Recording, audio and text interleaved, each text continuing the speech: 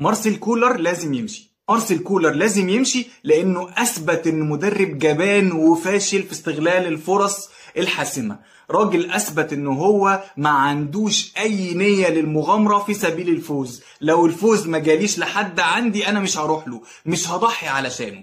ده اللي اثبته لي النهارده مارسيل كولر في ماتش بيراميدز اللي انت نازله من اول دقيقة، بدل ما تضغط كانك بتلعب في ماتش كاس وانت مغلوب في ماتش الذهاب، انت متاخر ب4 نقط ولازم تكسب الماتش ده علشان يبقى عندك فرص في الفوز بالدوري. نزلت الشوط الاول بتلعب ماتش ممل وعادي جدا جدا جدا. قلت الشوط الثاني اكيد هيغير القصه دي، اكيد هيبدا يهاجم اكتر، اكيد هنشوف الملعب مفتوح اكتر ناحيه مرمى بيراميدز، لكن لقيت ان الاداء زي الشوط الاول بالظبط. راح القدر مديله فرصه تانية بطرد مهند لاشين في الدقيقه 57، بيقول لك يا مارسيل يا كولر اهي الفرصه جت لحد عندك، اضغط على بيراميدز. لكن للاسف ما حسيتش ان في اي حاجه اتغيرت.